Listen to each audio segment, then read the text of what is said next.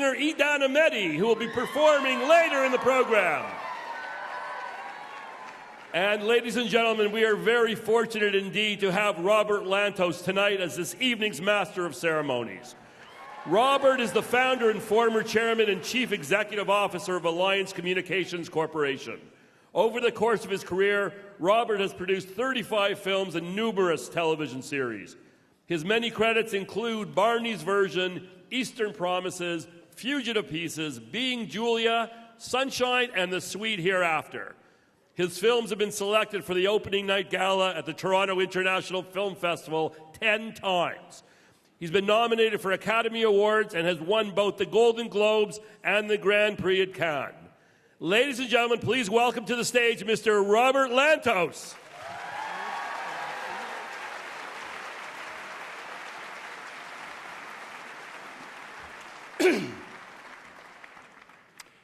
Ladies and gentlemen, please rise.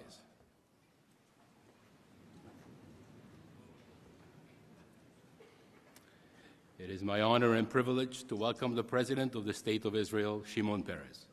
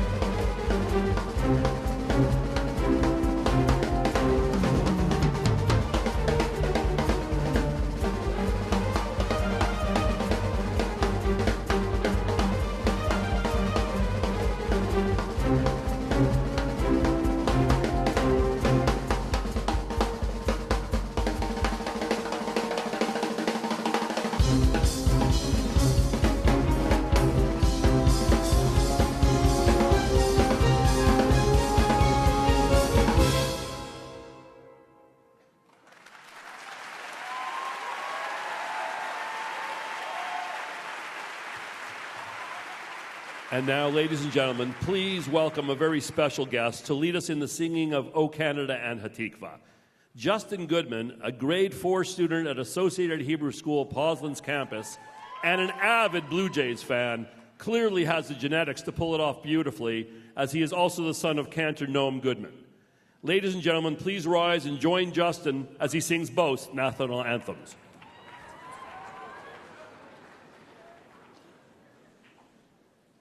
Oh, Canada, our home and native land, true patriot love, in all thy sons command. With glowing hearts we see thee rise, the true north, strong and free. From far and wide, O Canada, we stand on guard for thee. God keep our land glorious and free. Oh, Canada, we stand on guard for thee. Oh, Canada, we stand on guard for thee.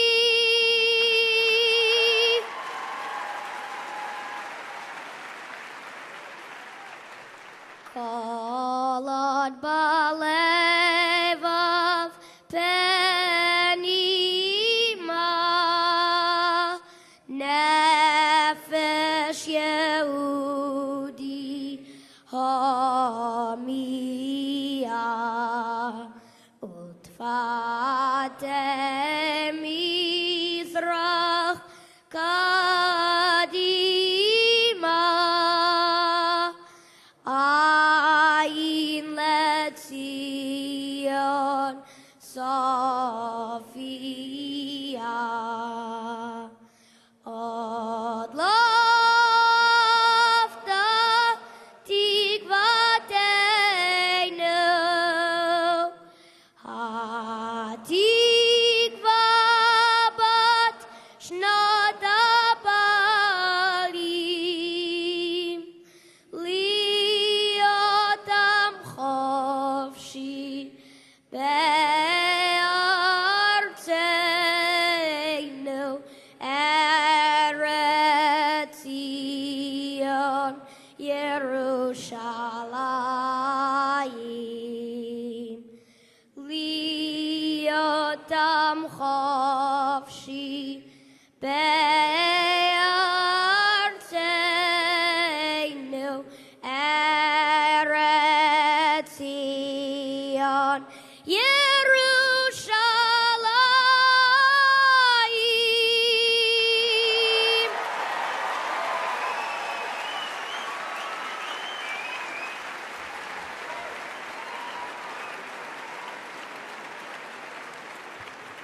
Beautiful job, Justin. At only 9 years of age, you are truly a professional.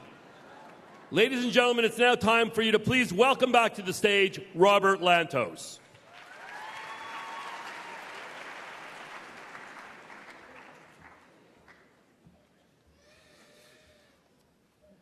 I'm pleased to recognize local dignitaries who are with us here this evening. I ask that you please hold your applause until all the names are mentioned. His Excellency Paul Hunt, Ambassador of Canada to the State of Israel, and his wife, Paulina Mantha. Hold on. It's quite a few. Ms. Margaret Huber, Chief Protocol of Canada. Her Excellency Miriam Ziv, Ambassador of the State of Israel to Canada, and her husband Ariel Kennett. Amir Gisson, Israel's Consul General to Ontario and Western Canada. We are also joined today by a number of our local politicians. I am pleased to recognize provincial MPPs Yasir Nakim, Mike Colley, and Monty Quinter. The City of Toronto councillors Michelle Berardinetti, Shelley Carroll, Gary Crawford, Joe Mihevich, James Pasternak, and Michael Thompson. York Regional Councillor Deborah Schult. Town of Markham Councillor Howard Shore. The Chair of the Board of the UJA Federation, Elizabeth Wolfe. President and CEO, UJA Federation of Greater Toronto, Ted Sokolsky. Linda Kislowitz, President, Jewish Federations of Canada, UIA. David Koshitsky, Chair, the Center for Israel and Jewish Affairs. Shimon Fogel, President and CEO, the Center for Israel and Jewish Affairs. I apologize if I missed any of our political guests. We welcome and thank them all for their continued support and for their attendance here this evening.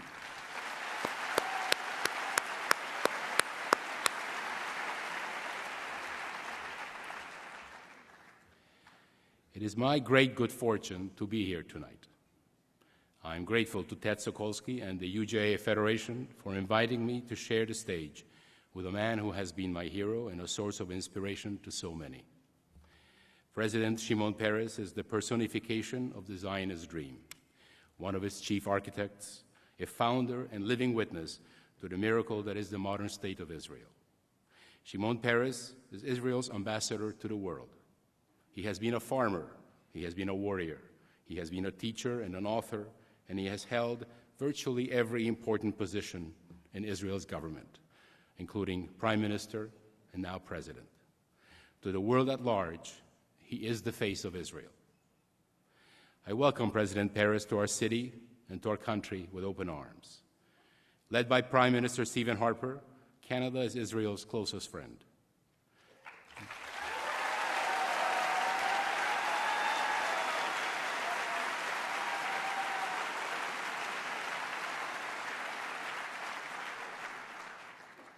Our allegiance to the only country in the Middle East committed to justice and democracy is based on shared values, on the morality of right and wrong.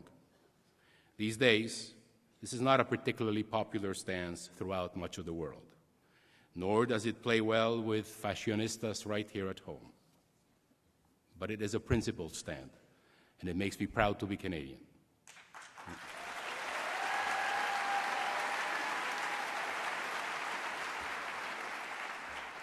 Yet, even here, as in most of the world, the vilification of Israel continues.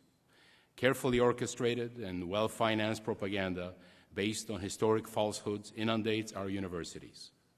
The defamation and lies are espoused by some labor unions and even a church or two, and they hold much sway over the intellectual community.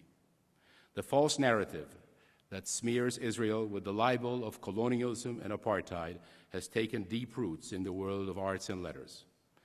It is the cloth that provides a stylish alibi for old and new anti-Semites alike.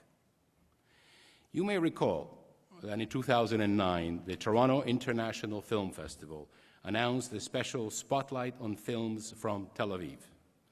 I had lobbied my friends at the festival long and hard to make this happen. Israel has been making brilliant, original, and stylish films which have been reaping Oscar nominations and prizes at top film festivals. Our own festival agreed that it was high time to shine a light on them. Thus began a chain of events that crystallizes the repugnant weight that the demonized Israel propaganda machine now wields in the cultural world. By the time the program was officially announced, the planned Spotlight on Films from Israel had morphed into Spotlight on Films from Tel Aviv. Our festival organizers decided to play it safe, spooked that honoring talent from Israel would be too controversial. They cooked up the Films from Tel Aviv label. In this way, they figured they would sidestep any potential backlash from the hate-mongers.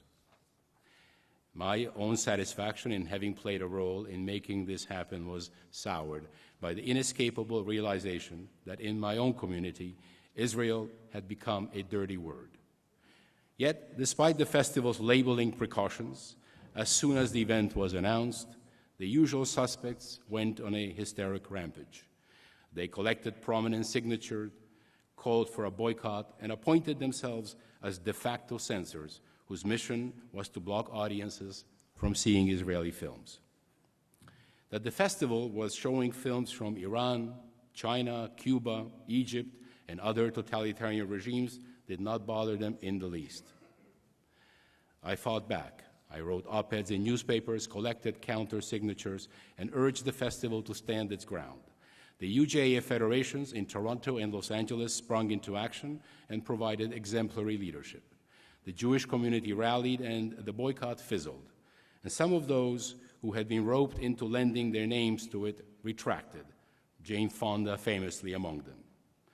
None of this is particularly surprising. We should have seen it coming. Our enemies will never pass up an opportunity to open a new front against us. Yet, far more worrisome was the reaction of our friends. The festival's response to being accused of complicity with the so-called colonialist and apartheid state of Israel was to issue a conciliatory press release.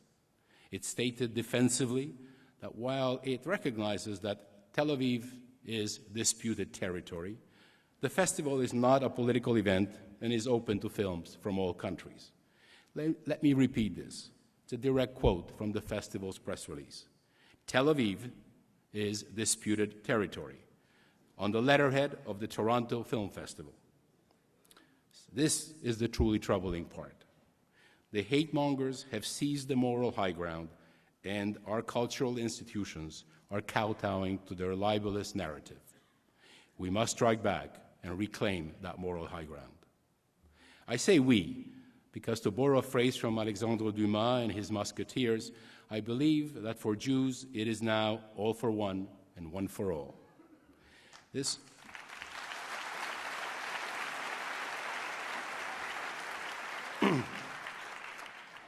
revelation dawned on me in 2001. I was at the opening ceremony of the Maccabiah Games in Jerusalem. The Intifada was raging, and as a result, only a third of the delegations showed up, Canada prominently among them. These young athletes are the cream of the crop of the diaspora. Never before, since the existence of the State of Israel, had Jews been afraid to step foot in their own land. It was on this night that one row above me, at Teddy Stadium, Ariel Sharon, with Shimon Peres by his side, addressed the shrunken international delegation. His words have resonated with me since. He gratefully thanked those whose journey had not been deterred by the terrorists. He said that our enemies had never succeeded in driving a wedge between Israel and the diaspora, and if they ever did, the consequences would be tragic. This must never happen. It cannot happen. Those who live in Israel and fight for it and govern it are serving on the front lines. They enable us in the diaspora to live with the comfort and the jubilation of knowing that which for 2,000 years Jews could only yearn for, that Eretz Israel is ours again. Had this been the case some 10 years earlier in history, there would not have been a Holocaust. And so, though I don't have an Israeli passport and I don't speak Hebrew, in defiance of those who would drive a wedge between Jews, I consider myself an Israeli. It's incumbent on each and every one of us to counter the false narrative demonizing Israel. Time has come for diaspora Jews to stand tall and take the vilification and defamation of Israel as a personal matter. Those who challenge the Jewish state's right to exist are targeting each and every one of us. Thank you.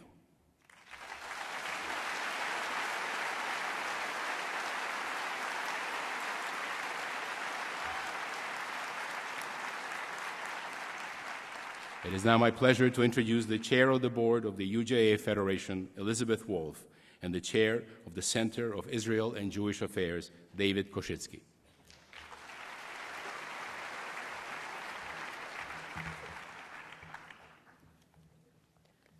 Good evening. It is truly an honor and a privilege to be involved in this very special program tonight.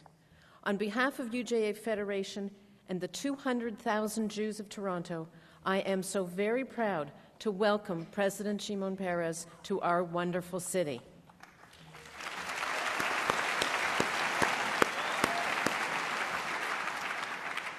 Even before the creation of the State of Israel, and certainly since its establishment, the unique and powerful bond between Jewish Toronto and our Jewish state has been unbreakable. Whenever Israel has been faced with challenges, Toronto's Jewish community has not only risen to meet those challenges, but has soared above and beyond the call of duty. It is fair to say that whenever there has been an important event in Israel's life, Jewish Toronto has been there. Through UJA Federation, Jewish Toronto continues to transform cities such as Kiryat Moshe and Bat Yam, Eilat and Eilat, and Sderot, helping to turn them into thriving, viable centers that strengthen Israeli society as a whole. Our Jewish community in Toronto, one of the few with a growing Jewish population, shares a collective love for Israel and her people. Our deep commitment to Israel is demonstrated by the 15,000 participants in UJA's annual Walk with Israel, by our Yom HaAtzmaut festivities that attract thousands of men, women, and children to celebrate the birth of our incredible Jewish homeland, and by the myriad Israel-related programs that fill our calendar. It is particularly auspicious that President Peres' visit to Toronto coincides with the first Jewish Heritage Month. We are grateful to the province of Ontario for designating the month of May as a time to honor the significant achievements of Jewish Canadians across Ontario.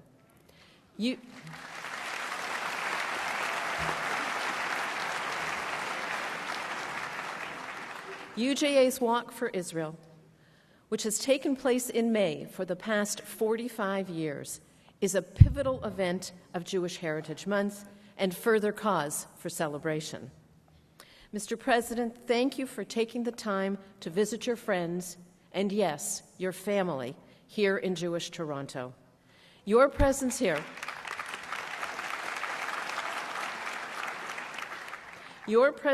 this evening shows just how much UJA Federation, the Centre for Israel and Jewish Affairs, and Toronto's Jewish community means to you, to Israel, and to her citizens.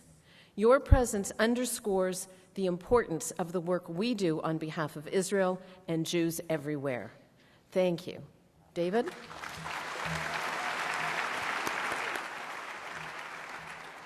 Good evening, President Peres, and good evening to everyone here tonight at this extraordinary sellout celebration. President Peres, your presence here this evening truly marks an historic event in Canadian Jewish history and the history of Jewish Toronto. During every Passover Seder, we recite the song Dayenu. If you will permit me to paraphrase this age-old melody, if our community were only privileged to host an Israeli president with the character and integrity of Shimon Peres, who leads the first sovereign Jewish state in 2,000 years, Dayenu, that would be enough for us.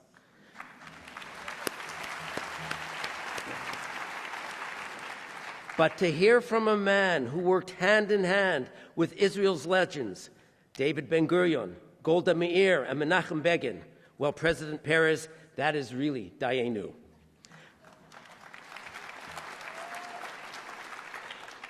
As chair of the Centre for Israel and Jewish Affairs, the advocacy arm of Canadian Jewish Federations, I am struck by the widespread support for Israel within Canadian circles of influence.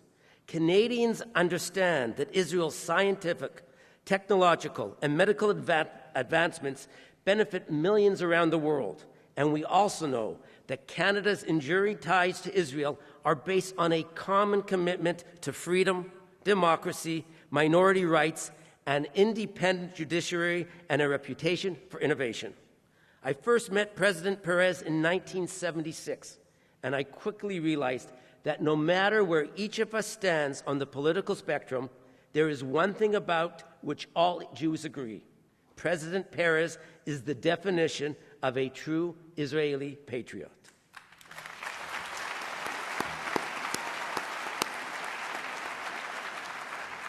He is the past, present, and future of our Jewish homeland. That's a remarkable role to play, and President Peres, it is a remarkable honor to welcome you to our exceptional city. On behalf of the Center for Israel and Jewish Affairs, thank you for joining us.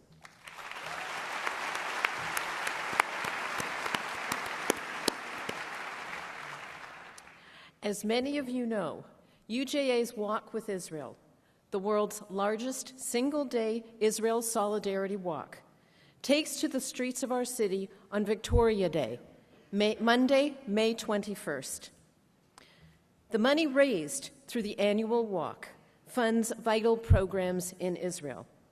In honor of President Peres' historic visit to Toronto this evening, we are encouraging those of you who have yet to register for the walk or sponsor a walker to do so now. You can do this by sponsoring UJE's Shinshanim Walk Team, who appear before you. President Peres is and always has been heavily invested in Israel's future young leaders. That is why we are asking you to sponsor our Shinshanim. These pre-army 18-year-olds from Israel volunteer their time to become part of Jewish Toronto and infuse our community with a deep love for and connection with the Jewish state. Please take a moment now to donate using your mobile device by following the instructions up on the screen. They should be appearing momentarily. This is the only time during the evening you are actually encouraged to use your cell phones. Do we have instructions? So that's the website to go to, walkwithisrael.com/donate. While we are on the subject of investing in our youth, please turn your attention to the video screens to hear what's on the mind of our future leaders.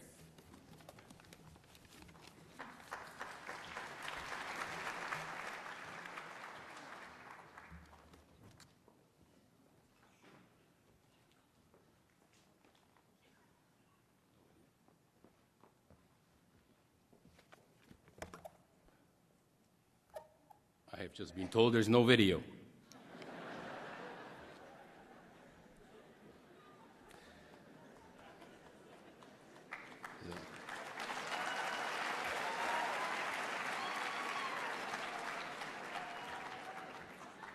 It's kind of unusual in my line of work. But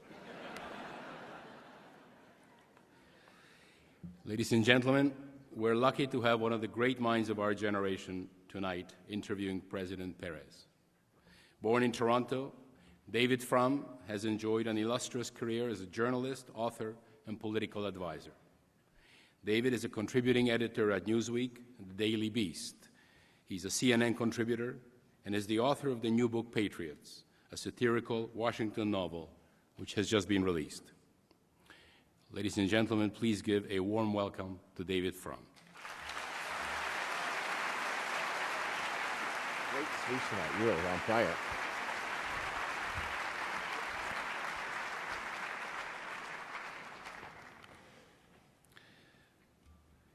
Ladies and gentlemen, it's now time for the main attraction. Please rise.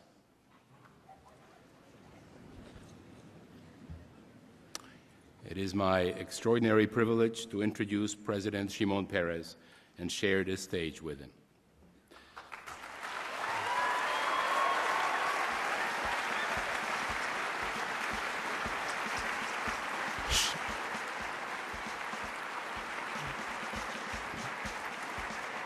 While he's walking, I would say Shimon Peres is an icon, a political giant, and a pillar of history. Thank you.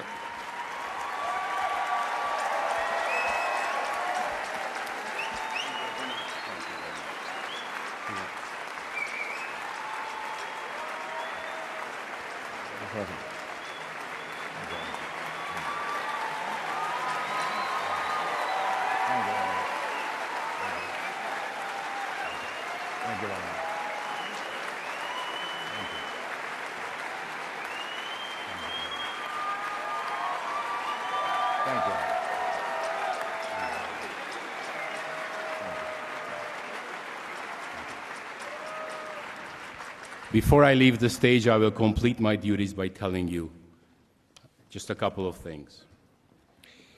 To name all of Shimon Peres' achievements is impossible. He's the former Minister of Defense, Minister of Foreign Affairs, Minister of Finance, Minister of Information, Minister of Transport and Communication, Deputy Prime Minister, and now President of Israel.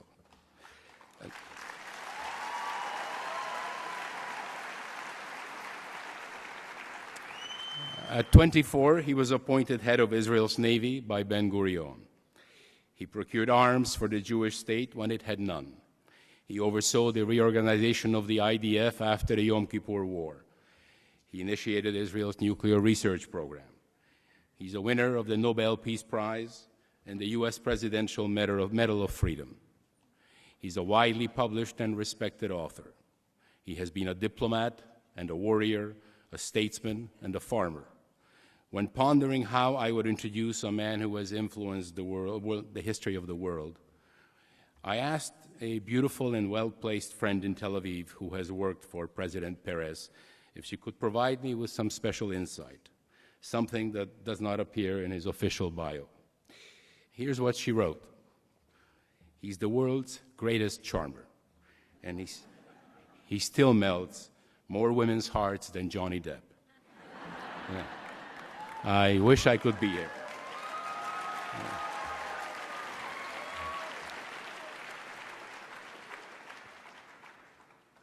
Good evening, friends. Mr. President, welcome to Toronto.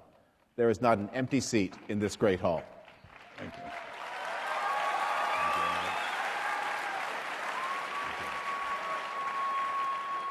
you. That is a personal tribute to you.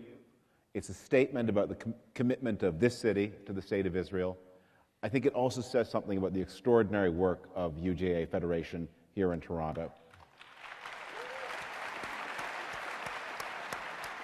What an amazing organization this is. I've had the privilege of working so often with Ted Sikulski. What an amazing job, how wisely Toronto invests its money, how important it is that this community has been there through some very difficult times, always for the State of Israel. And thank you. Thank everyone in this hall. I thank your families and your friends and all of those who couldn't get seats tonight.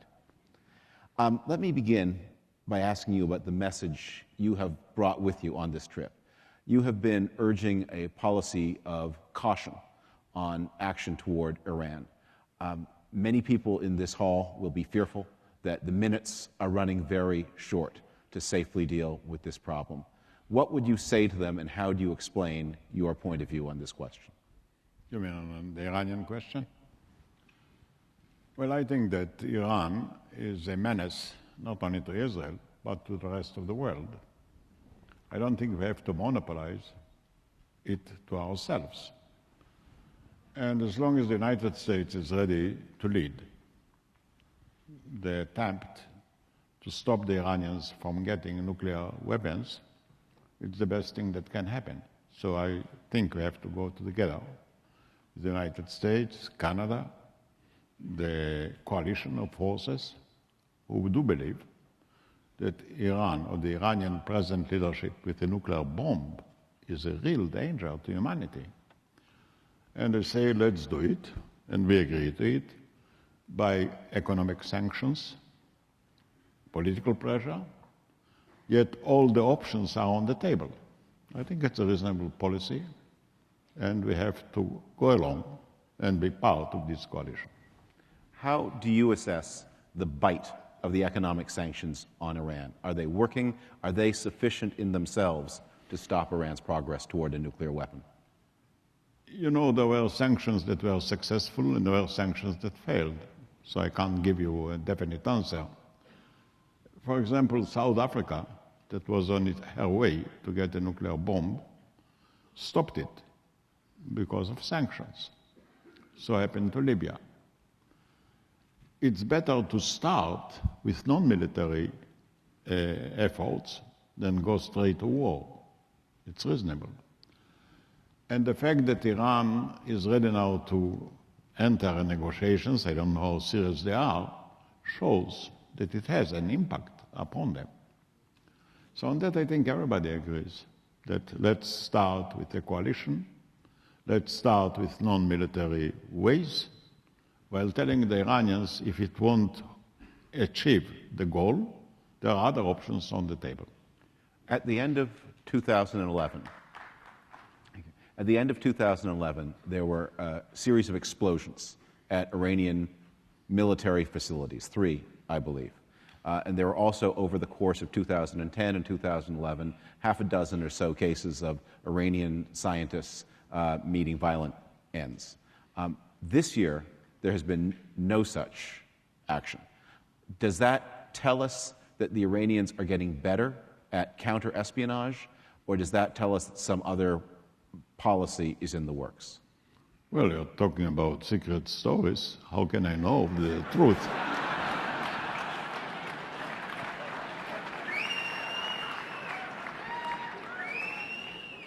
Well, perhaps you can tell us this.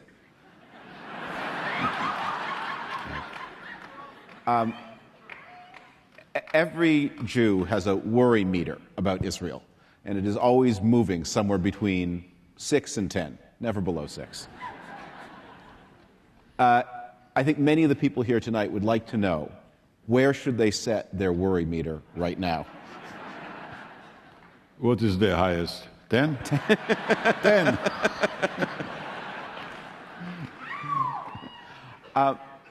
Let me ask you about some of your nearer neighbors. The Arab Spring, the very word spring conjures up hope, promise, love. The Arab Spring looks like it may not have so much hope and love in it. How do you assess the Israeli relationship with Egypt? Many of the people in this room have accepted peace with Egypt as a fact of Israeli strategic life for a long time. Is that peace likely to hold, or is it in danger? I believe it's likely to hold. It's to the interest of Egypt. The real problem of the Middle East is not the political issue, but the poverty, the lack of food, the lack of jobs, the lack of hope. You can name it spring or any other name, it doesn't matter. What really happened in Egypt and the rest of the Arab world is that a young generation that was equipped with new communication systems and the capacity to see things around their own horizons start asking themselves, what's wrong? Why are we the only country on earth that doesn't have employment, doesn't have food, has corruption, has a dictatorship? And they started the revolt. They knew more what they are against than what they are for. That was their problem. They have achieved a little bit. One thing they have achieved, I believe, is today it's very uncomfortable to be a dictator in the Middle East.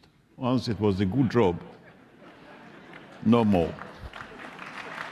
And the other thing is, they introduced a little bit of transparency. But when it came to elections, the old foxes ate up the young chickens.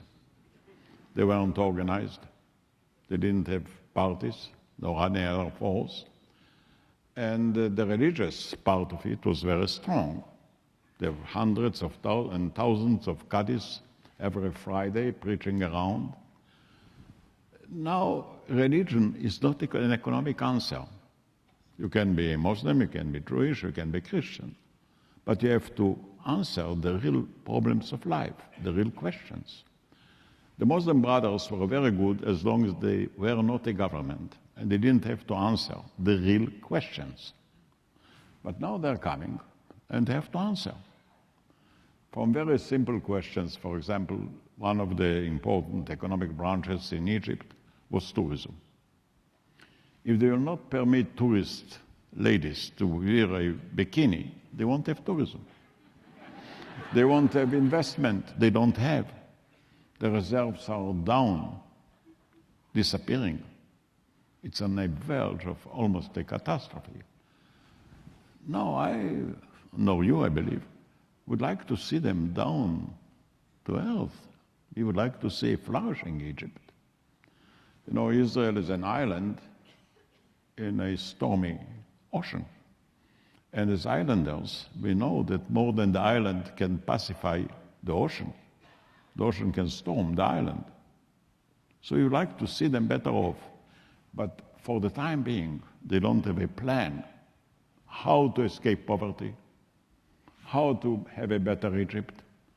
And I believe that the disappointment that the Muslim Brothers will bring will awake again the young generation.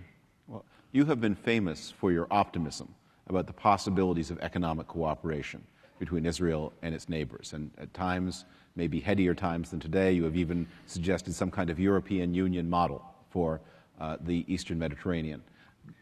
Those hopes don't look very promising today. But as you look forward, how do you assess what we can expect? I think today the same way. The problems are economic, not political. I mean, Israel is not the real problem of the Arab world. The real problem is backwardness, old-fashioned. We have a new age they didn't enter.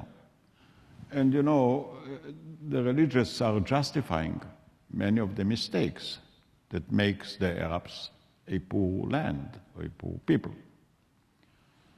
For example, the fact they discriminate women doesn't permit them to escape poverty. If half of the people, the women, are out of play in the national interest, if women are not being educated, the children are becoming the victims of the lack of education. And when the children are ignorant, they cannot really participate in a very competitive world of today. You know, in Egypt, 41% in the 21st century, 41% of the Egyptians don't know how to read and write, my God. You know, President Obama asked me, who is against democracy in the Middle East? I told him the husbands.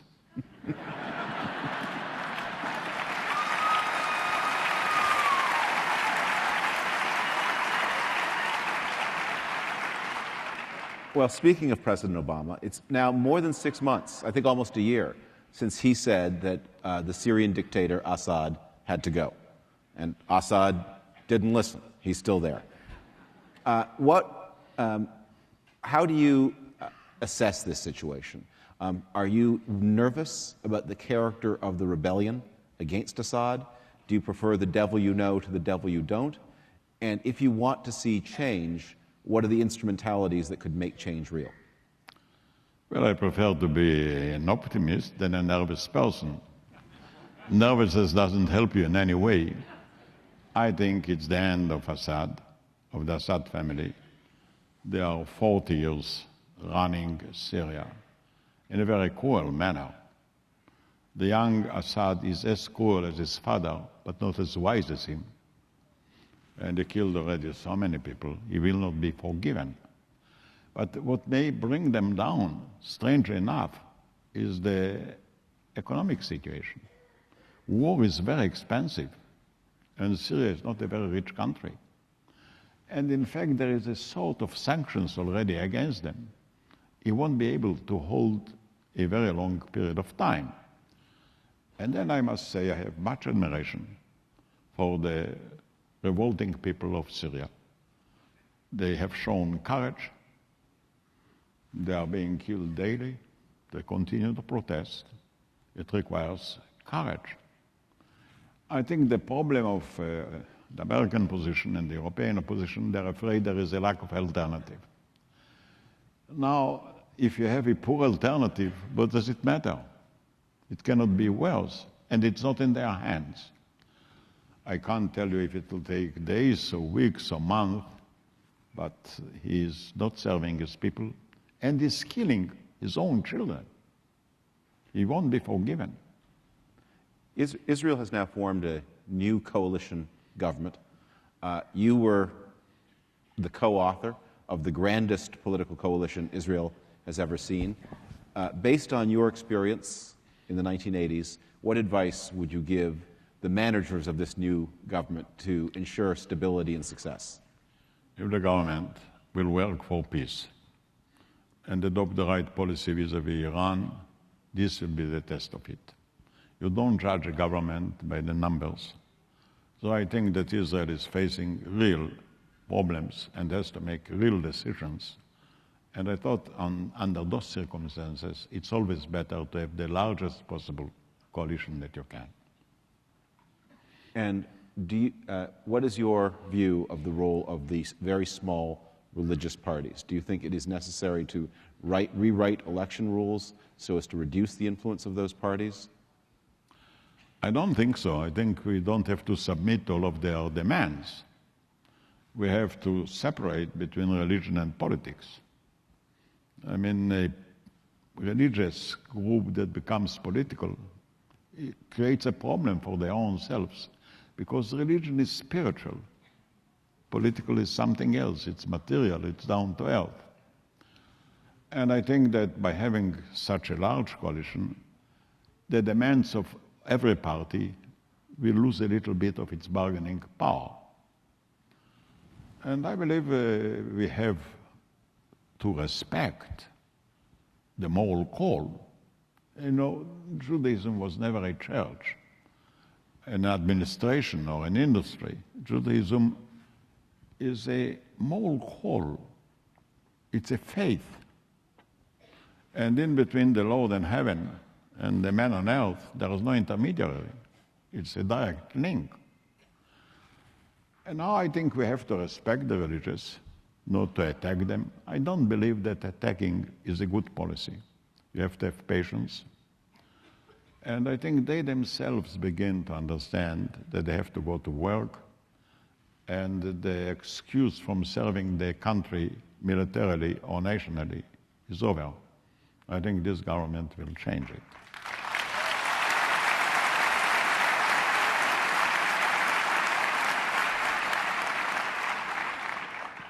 The second Intifada, after the Camp David peace talks, was a shattering experience for many North American Jews. It caused many to question whether peace with the Palestinians was ever achievable, whether there was any constituency on the Palestinian side for an enduring peace.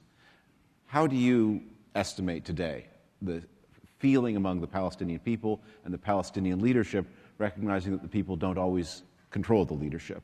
Do you have vestiges of optimism left? Oh, yes. Look, peace is a process. It's not just one decision you take. When you look at the process, you can see that at least with the Palestinians on the West Bank, we have established a pragmatic, reasonable relationship. I mean, there is an economic peace. The Palestinians are building their own economy, their own institutions. As a matter of fact, they're already 3 years almost without violence. And we have to conclude this process by making a formal peace. I think it's achievable. Now, to make peace is very complicated, because you think that you negotiate only with the opponents. You have to negotiate with your own people to start with. Because the people say, yes, we are for peace. Yes, we understand that to make peace, you have to make concessions, to pay a price.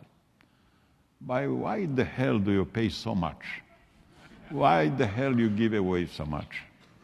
Why do you trust them? You are a poor negotiator. You don't know how to negotiate. Now there's no way to measure it. If it's too much, too little. And peace is not a perfection. Everything which is made of a couple has its own problems. When you have two, you cannot win. You have to compromise. And it's very difficult for people to compromise all the time. You know, so the people themselves have to understand that it has a real cost. There are two things in life that you cannot achieve unless you close your eyes a little bit. And this is love and peace. If you'll open your eyes, my God, there are so many problems. And that is true. That is true about us and true about the Palestinians. So the way to negotiate, and then you have the press that is following you, criticizing the government. Why are you giving up? Why are you doing this? Why are you doing that? Why are they shooting? Why are they misbehaving? And you have to negotiate discreetly and take a real decision. And I think today the gap that remains between us and the Palestinians was very much narrowed. Most of the things we reached an agreement, first of all, inside Israel. It's for the first time there is an Israeli consensus that the real solution should be based on two states. This was always the main problem in the Israeli politics. Today, right and left, most of them agree, that instead of having a binational state, which will mean an ongoing conflict forever, better to have two independent states that live in peace and understanding. How do you know that an independent state in the West Bank wouldn't shoot rockets into Ben Gurion Airport? If they'll shoot rockets, they'll get back rockets. And I don't think they love rockets. Look, there are many poor examples, but there are some good examples too. The most complicated and longest frontier we have is with Jordan. Jordan is an Arab country, and the better part of Jordan are Palestinians. And we made peace, no rockets, no shooting. This is the most quiet border, the best relationship, because it is to the interest of the Jordanians to keep quiet, as it is to the interest of the Palestinians. The Palestinians until now never had an experience of statehood. They never had a state. And when you don't have a state, you talk very much and you do too little. It's only now they are beginning to build an economy and they have a taste of building, not just of talking. They have trained a force with the Israeli agreement, with the support of the United States, Canada, other countries. They have a force of themselves, and this force, like in Jordan, cooperate with our force to prevent terrorism. Now look, there is nothing which is totally definite. Take the United States of America, the most powerful country on earth. All of a sudden, you have the 9/11, 15 gentlemen, so to speak, caught the American planes, killed 3,000 people in the heart of America. And since 9/11, the Americans have spent already $1 trillion to fight terror. And you take part in it, in the coalition. In Afghanistan, there is a Canadian force. And in Iraq. So to say that you can solve all the problems just by making a wish is a little bit too simplistic. But if you'll take Jordan as an example, and not Gaza, why shouldn't we follow the positive example instead of being all the time worried about the failure? Do you think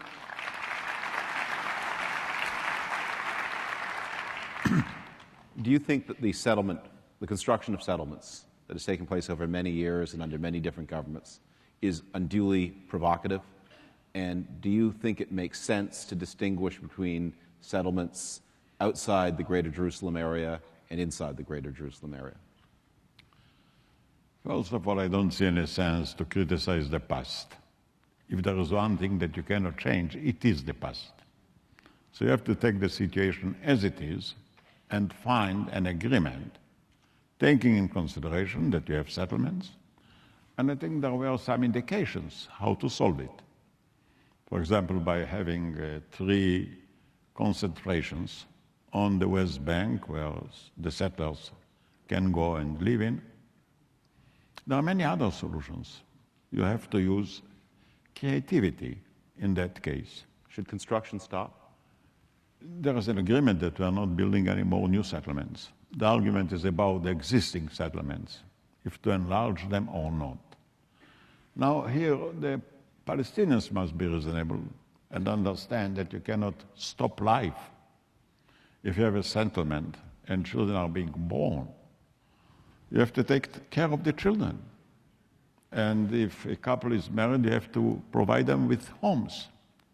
So this is the argument about building new settlements.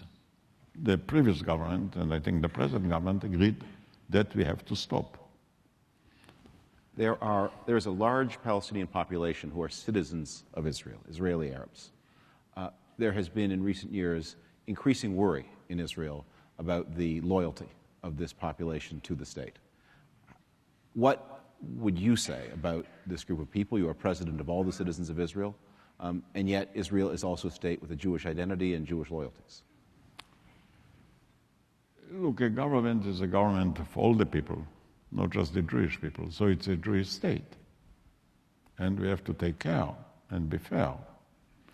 You have had problems in Canada between the two languages and the two cultures, and it was very close to separation. You have shown patience, and while having different music, you are able to compose an accepted melody, which sounds very nice today, French and English. It's not a natural marriage, as you know. Now, we have, Israel is today 7 million people. 1.5 million are Arabs. They won't become Zionists, and I wouldn't ask them to become Zionists. They have to be good citizens with the same rights and the same obligations. They feel that they are discriminated, the Arabs, the Israeli Arabs. There is nothing in our law that permits discrimination. But in fact, they are discriminated economically because the Jewish settlements and towns are in a better shape than the Arabs. There are reasons for it. We have introduced high-tech, for example. They did not. As an Israeli, not only as a president of Israel, I'm asking myself, well, let's do something to overcome it. Why wouldn't we introduce high-tech among the Arabs as well? Now, if you live the old way only on land, you are very poor and you have large families. And the poverty comes from the size of the families and the size or the height of the salaries and wages. So what we are now trying to do is to introduce a higher standard of living, high-tech. And by the way, you know, there are already 60,000 academicians among them, among the Arabs. And if an Arab is an academician, is a different person, like all of us. There is one place in Israel where we have total equality, and that is in the hospitals. There is no hospital in Israel that doesn't have Arab doctors, Arab nurses, Arab patients. And when a patient is being operated and is Jewish, he doesn't know who holds the knife, an Arab doctor or Israeli doctor. In the hospitals, you have total equality and total peace. I don't know why when people become healthy again, they forget how to live together. But it shows it's possible. Let me ask you about relations between Israel and the Jews of the diaspora. Not so much in Canada, but very much in the United States. You are hearing a chorus of voices, not numerous, but loud and maybe influential, that say it is time for American Jews, to way lesser extent Canadian Jews, to be a pressure on Israel to make greater concessions. Some of these groups claim to be Zionists, some are frankly post-Zionist or non-Zionist or anti-Zionist. What do you think is the appropriate role of Jews in the diaspora as they review the policies of Israel and its government? First of all, I think that Judaism is made of so many variations that it's almost un-Jewish just to have one way of life. But what I think that we have really to compose a new vision for the future and for our children. We cannot hang just on the past and just on the memories. We have to relate to a new age. We have to build as ancient as our 10 Commandments, but modern as nanotechnology. And there is no contradiction between the two. I believe the present unifying basis of Jewish relations, half of the Jewish people are on the American land, half of them are in Israel, the larger half, doesn't matter. And I think we have to have a common vision, which is based on 3 pillars. One, to take the moral code as the superior guide of our life. You know, we didn't build great cathedrals and great pyramids. We have one document which is 3,500 years old, has only 172 words, the 10 Commandments, and this is the only document that didn't need any correction. It's up to date.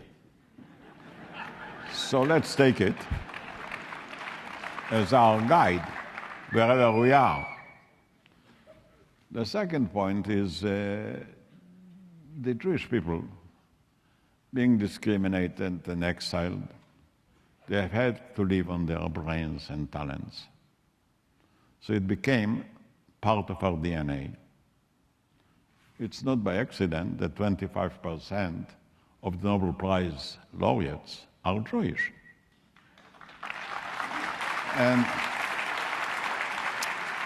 you know, when I'm being asked what is the greatest contribution of the Jewish people to the world, my answer is dissatisfaction.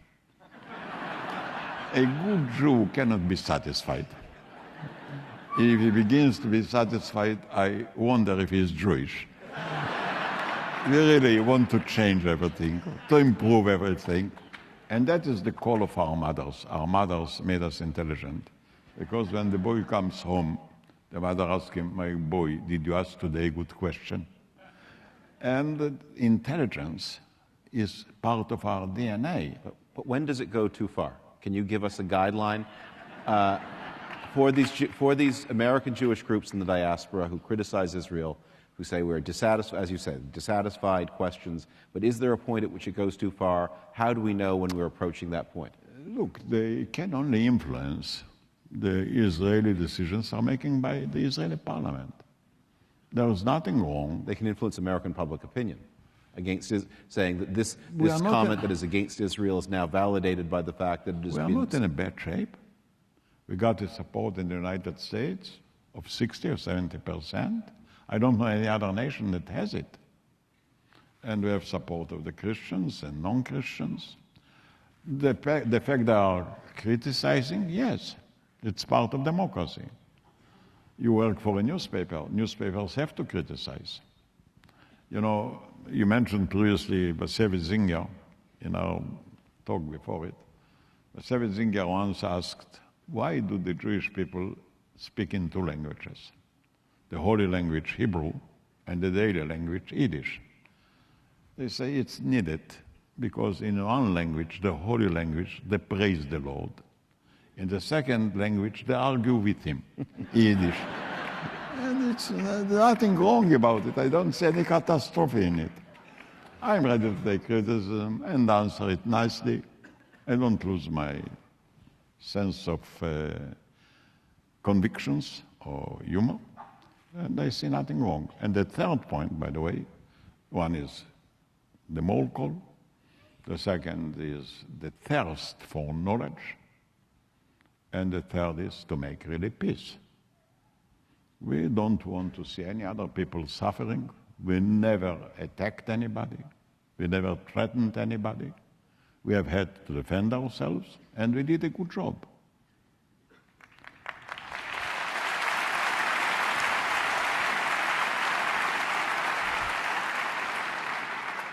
I'm conscious that we have limited time with you, and that we are coming close to the end, but I will try to slip in 3 questions more.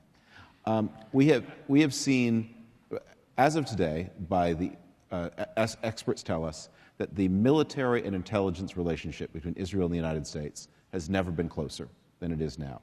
And yet we have seen a certain chill between the civilian branches of the Israeli and American governments. How chilly is it? And how worried should we be? And what can be done? Even if it's chilly, it's still very warm. Don't make a mistake. I think the attitude to Israel in America, as well as in Kennedy, has very deep roots. It is not just a passing expediency in our relationship. I mean, it goes deep into the Bible. It goes deep into democracy. It goes high into science. So, I mean, maybe from time to time we don't have 100% of agreement. And occasionally we don't agree with America, so America has the right to disagree with us as well. We must be mutual in that. But basically, I heard the remarks previously about our situation in the world. I am not sure. I think Israel is in a good shape. If you ask which other country enjoys so much friendship and admiration, there are not many like Israel. Let me explain what I'm saying.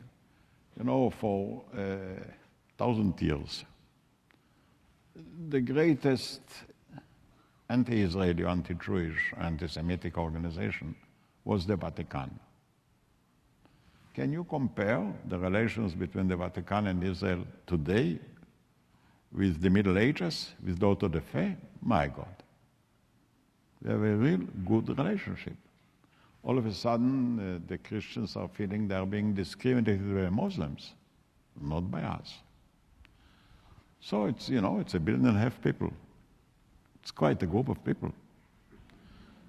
Then take another small organization by the name of China. China admires Israel very much. They think that our fathers were not Moses or Abraham. They think the real fathers of Jewish life were Albert Einstein, Karl Marx, Sigmund Freud. And it's as if you have such an intelligent group of parents. You must be very able people. And, you know, there is an admiration. We, for example, the Chinese are very much interested in the Israeli agriculture. And it made an excellent name. I don't feel that China is hostile. Well, it's another 1.3 billion people, you know. The same goes with India. It's another 1.2 billion. It's quite a group, you know. And then we have a support in the United States. We have support in Canada.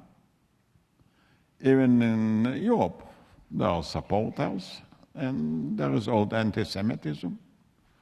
But I don't feel so lonely. And I think anti-Semitism is a non-Jewish sickness. Jews cannot be anti-Semites. And it's a problem for themselves. And we are different. People don't understand. You know, we celebrate now the 64th anniversary. And really I want to thank the community of Toronto, which is so great from the early days and so constant and contributing and loyal to this very day. You know, it's something. Once Arafat told me, would Arabs help us the way the Jews helped you? We would have a state already. And he's probably right. But I'm looking 64 years ago. My God. 64 years ago, we didn't stand a chance. We were a lost case, a doubt. I remember those days, you know. We were all told 650,000 Jewish people facing 40 million Arabs. They have had 7 armies. We didn't have an army. They have planes and tanks and guns. We have had rifles and machine guns.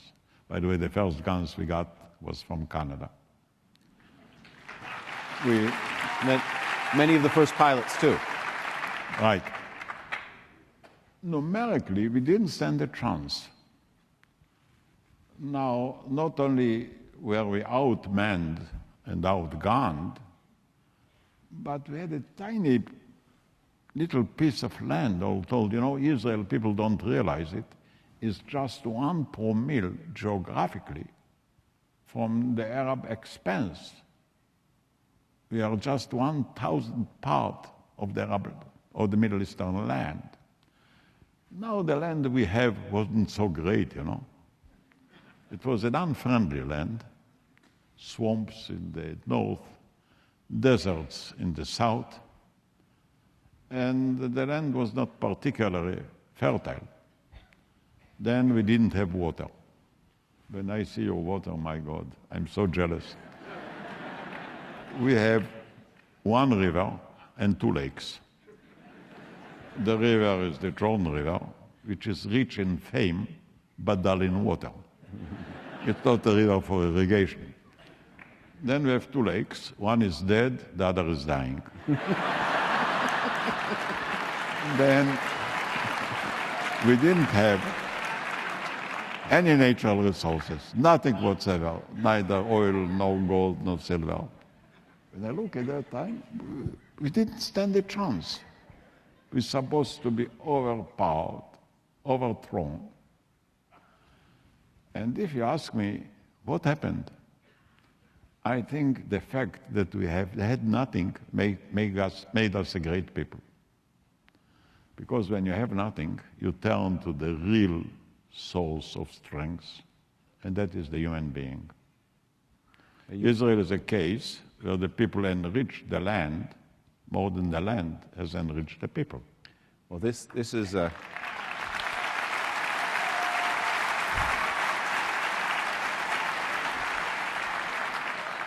This is a wonderful place to set up my last question then to you. Israel is 64, and from your point of view, that makes it on the young side of middle-aged. As you look ahead, when Israel reaches its full maturity on its 88th birthday, Why? Why wouldn't we remain young? Why are you in a hurry? Look forward, what do you see 20, 25 years from now? Well, I think Israel will live more and more on science. We are a startup nation. We have to be a brainy nation. We are too small to be average. For small people, the only option is to be excellent. Otherwise, we cannot compete. If you don't have numbers, you have to have quality. So I believe Israel will really live on science, on daring, on being dissatisfied, on trying to improve. We shall come to the real origin of the Jewish people, which is called Tikkun Olam, to have a better world. We are not working just for ourselves. We are trying really to contribute to make the world a better place and the people a better people. And I think we shall, the economy is no longer national, so is security. But culture is national. When you have a language, you have a culture. And Israel is the only country in the Middle East that her children are speaking the language of their fathers. The children are speaking the language of our prophets. There is no other country in the Middle East. The Italians don't speak the Roman language.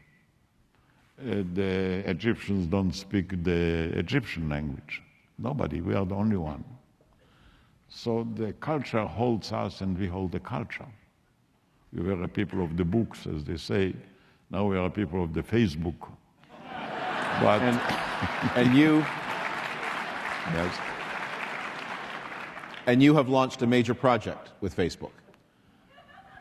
Yes. Look, let me, though you don't have time, let me say one word. I visited with the Facebook people, and I saw this young boy, 27 years old, Zuckerberg. And I thought, this young boy made a greater revolution than Lenin and Stalin. In order to impose communism upon the Russians, those gentlemen killed 30 million Russians. They built prisons, they arrested people, they took away their liberty. And what happened? Nothing. Communism is bankrupt. This single boy, without an army, without a party, without a fortune, look what he did. Revolutionized our life, and still goes on. So I believe the force of ideas is greater than the strength of armies. You have to have an army. You shouldn't be naive. Because if you become weak, you'll become a victim. But don't be satisfied just with force. Stalin asked, how many divisions does the Pope has? Okay, he doesn't have division, but he's alive. Communism is dead. So, I see Israel as an orientation of the human strengths, of the human potential, of the faith, of the morality. I'm not sure that we shall become perfect, but I'm sure we shall try to be perfect. Trying to be perfect is a sort of perfection, even if you don't achieve it right away. So I feel at home when I come here. And not only here, I can see other people as well. The Pope, we are befriended even before he became a Pope, told me, look, we are traveling the same journey for a long time. I told him, Your Highness, Your Holiness, but our ticket was so expensive, my God. But you know what? It cost us a great deal, but we're alive, and we keep our identity, and we don't lose our spirit. And we can tell our children that we are fighting for something which is deep and meaningful. And they can continue to do so, not necessarily with arms, but with priorities. And we don't think other people are enemies, nothing whatsoever. The enemy is the evil judgment, not a person. And I believe that now, with modern technology and science and brain research, we can improve the people too. So I see a lot of work. You asked me if I'm an optimist.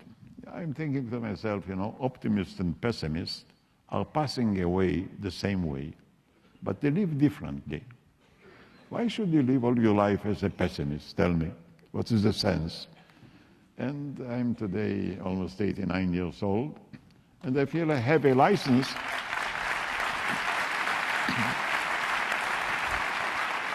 I feel I have a license to be optimistic. And that is my advice to everybody.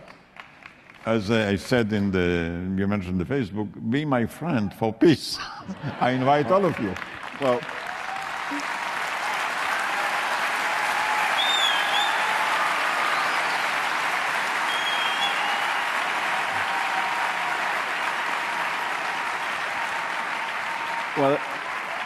if there is anyone here tonight who is not yet your Facebook friend, I think they will go home and rectify that. You've been very generous with your time to the City of Toronto and the Jews of Toronto. Mr. President, we thank you for honoring us with your time. Thank you very much.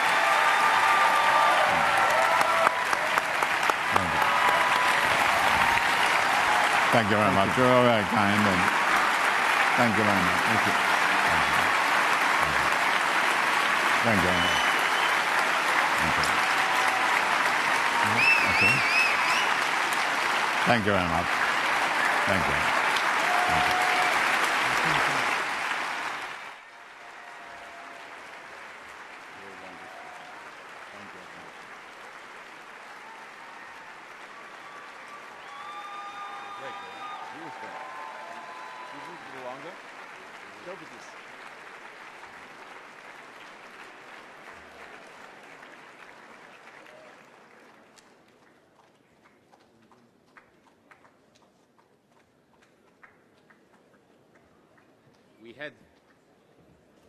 We'll give out the gifts backstage. I was to be the bearer of presents. Just assume that the presents have been given and they're great. I'd like to thank President Peres and David from for this extraordinary evening and for sharing their insights and wisdom with us, and to President Peres for his extraordinary optimism. Good evening to you all.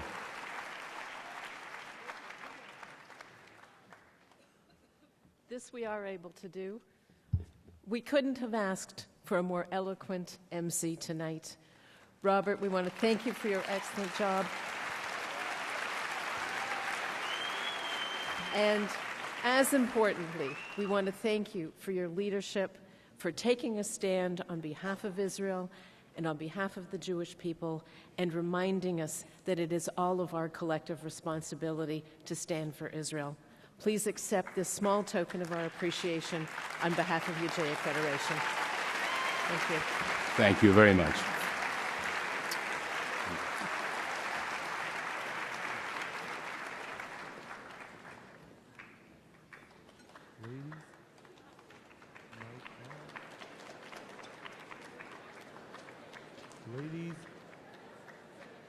Ladies and gentlemen, the show isn't over yet. Shortly, we will be joined by Israeli singing sensation Eden Amedi.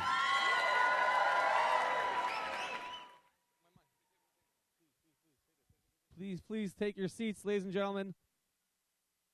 We need everybody to please take their seats.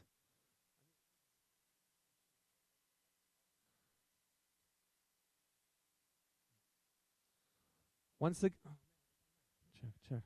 All right. Check. I need my mic.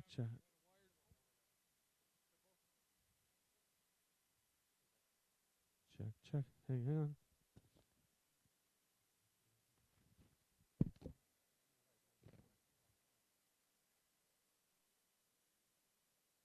Once again, ladies and gentlemen, the show is not over yet. Please take your seats. Shortly, we will be joined by Israeli singing sensation Eden Amedi.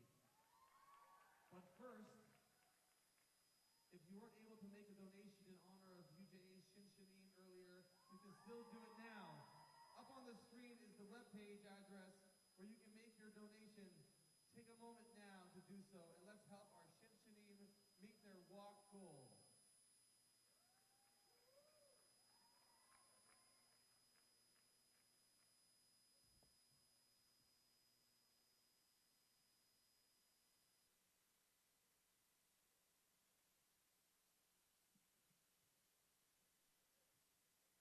Furthermore, ladies and gentlemen, we hope you are all going to participate and sponsor the Shin Shanin. And my brother just keeps walking back and forth on the stage. What are you doing? I'm walking. Are you guys going to be walking on May 21st? We want to make sure everyone here is going to be joining us for the best day of the year, the 45th annual Walk with Israel. Who's going to be there on Monday, May 21st? Who's going to be there? We are so excited. There are so many people coming out. We have so many things, amazing things to do. We will be both at the final checkpoint in celebration with all of you. We want to make sure you guys are going to be coming. And are you guys excited about the show that's coming up? Make some noise. Well, we are moments away, and this has been an amazing night. And the festivities will be continuing with Eden Amedi, who, for those who didn't know, he's won Israeli Idol, and he is a superstar in the making. He is just an amazing voice. I saw him during soundcheck, and I think that you guys are in for a very amazing treat. So just stay tuned. You are moments away.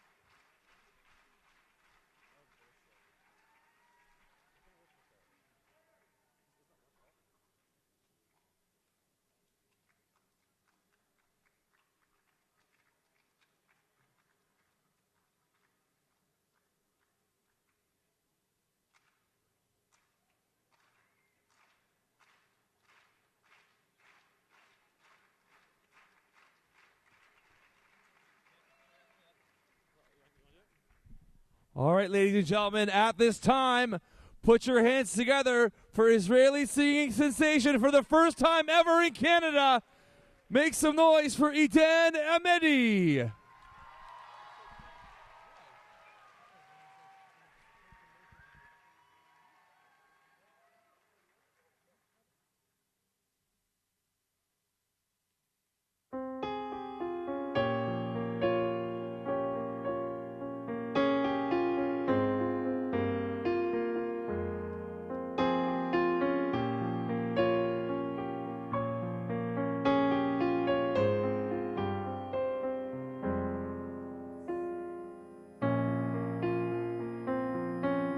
ארצנו היפה, מולדת בלי כותונת, מולדת יחפה, קבליני אל שירייך, כלה יפהפייה, פתחי לי שערייך, אבוא במודע,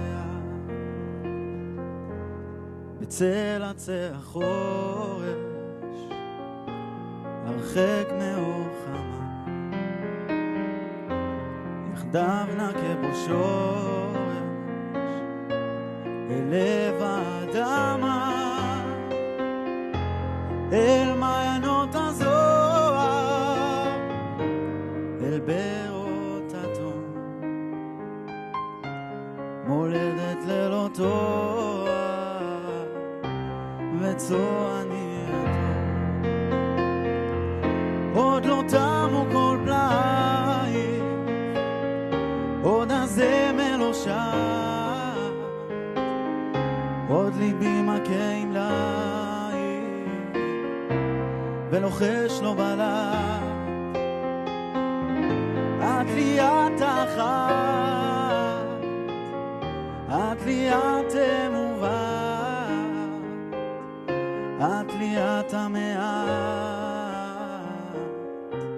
המעט שנותר.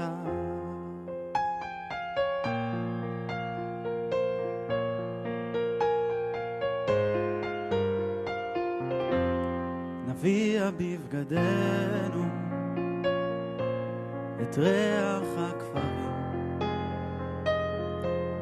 בפעמון ליבנו יקוע עדיין, ישנה דממה רוגעת וקרן אור יפה, ובאורה נפסע ברגל יחפה. עוד לא תמו כל פלאייך, עוד הזמר לא שר, עוד ליבי מכה עם לייך, ולוחש לו בלט, את לי את אחת, את לי את אמובה, את לי את המעט שנותר, את לי את אחת, המעט שנותר.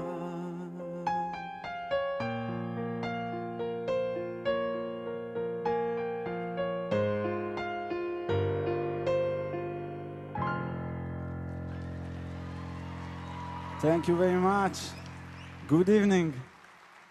I must say it's an honor to be here with you. It's my first time in Canada, and thank you very much. And it's beautiful, almost like Jerusalem. I just take my guitar.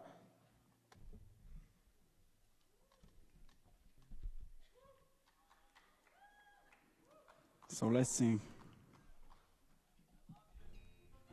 Thanks, I love you too.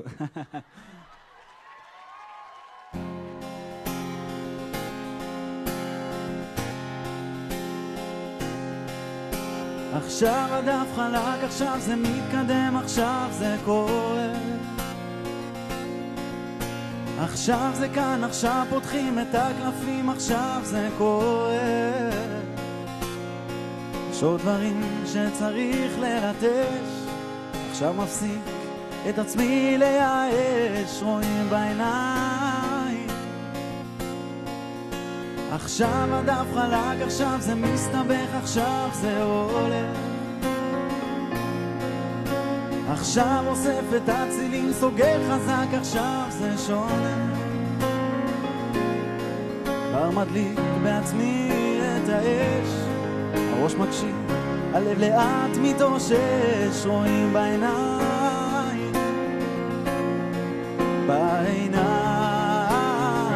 עכשיו אני מנגן, עכשיו זה בין השורות, עכשיו נלחם עם המים, עשו את היד להרפות, עכשיו אני כאן צועק,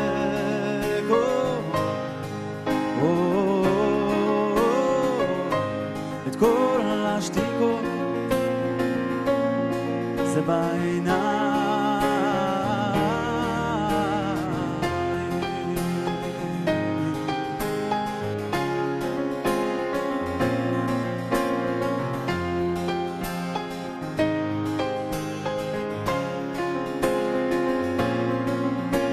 עכשיו הכל נגמר, לא יעשה את השקעים, עכשיו הפה מלא, זורק את התסריט לפח, למי עכשיו הוא כבר משנה, נאבק במילים, לא חושש, תשיך אחד, היא דבר מתבקש, זוכה הכל בעיניים, בעיניים. עכשיו אני מנגן,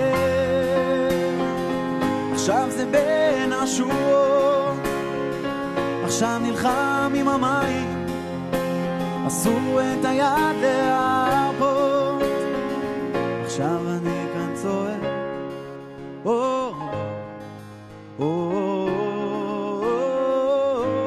את כל השתיקות זה בעיניים.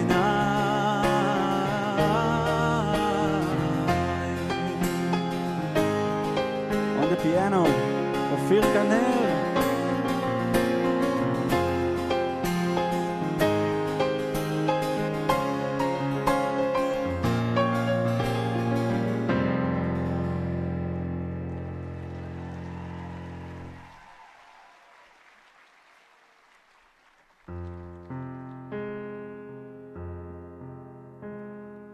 כמה מבוכים עוד אבוא בדרך אלייך,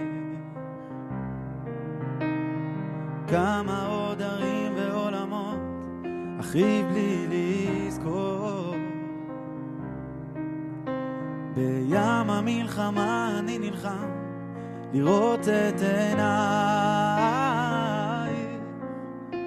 בלי לדעת בכלל אם רוצות הן אותי לראות. זה החורף השני שאני רץ בדרך אלייך, הצירים הרטובים והאפל מונים ממני לראות, ובכל פסיעה בדרך מתפלל לשמוע צלילייך, צעקות שאומרות שחשת קוראות לי לחזור, את הקולות, את שברי האדם אני אתן לך, והרוח מציקה לעולם היא לא תרפה, אכזבות מתחפשות לתקווה שאני לוחש לך, שתדעי שאני כבר מזמן מנסה.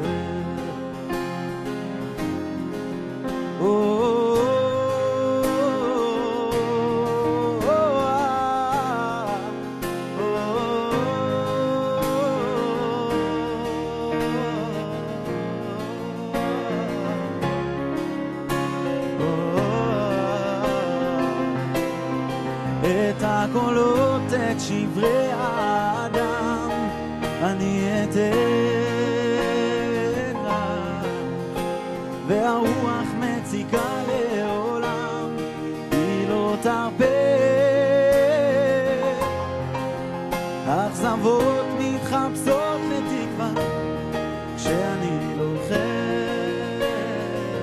לך, שתדעי שאני כבר מזמן מנסה,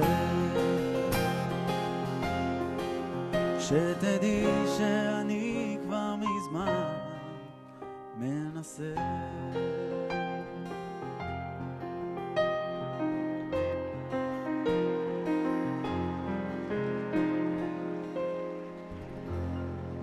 Thank you.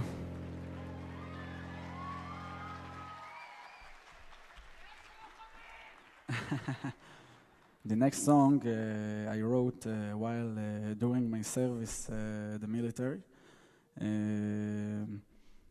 Somebody yelled כאב של לוחמים. So this is the name. Sing with me.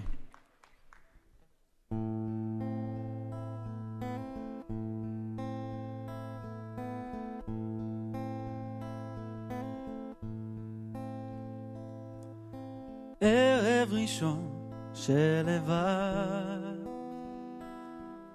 יושב וכותב לך מכתב על כל הדברים שהיו, כל מה שקרה בדיוק, אותיות מופיעות על הקיר, אני הפחד נעים להכיר, הדמויות אוהבות לשחק, זזות כאן בבית הריק,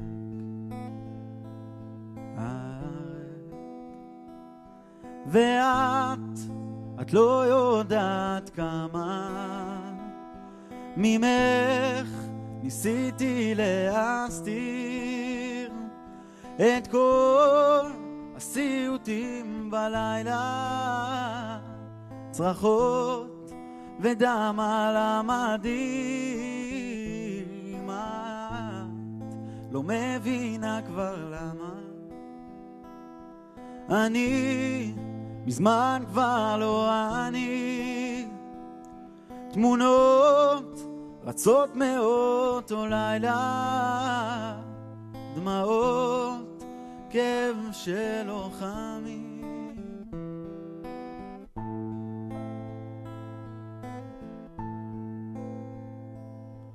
זה ערב ראשון שאת שם,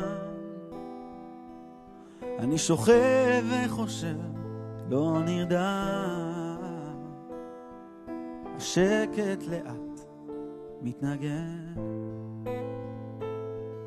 מקדיש לך עכשיו שיר בלי שם, שיר בלי שם, ואת לא יודעת כמה ממך ניסיתי להסתיר את כל הסיוטים בלילה, צרחות ודם על המדים,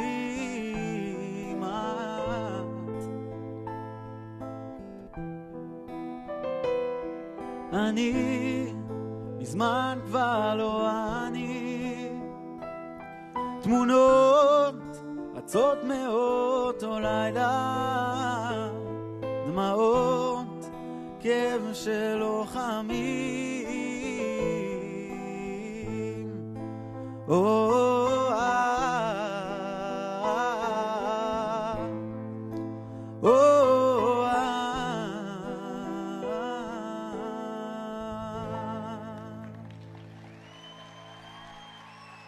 Thank you. It was a real pleasure being with you. Thank you very much. Have a good evening. And happy Lag BaOmer.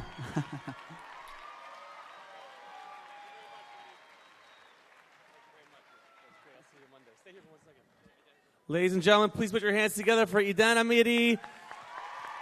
And if you want to see more of this amazing singer, songwriter. Please join him this Monday night at the Sephardic Kahila Center for an amazing organization called Peace of Mind. He is playing at 8 p.m. and he's going to have triple, quadruple the amount of songs, and we're going to be there. So please join him this Monday. As well, don't forget to join us on Monday, May 20th for the Walk with Israel, the greatest community gathering in our country here. And we want to thank everybody for coming tonight. It was such a special evening. Please get home safely. Thank you very much.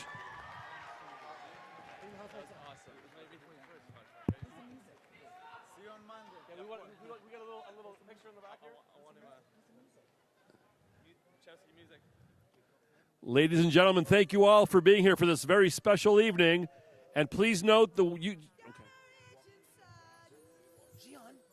play music.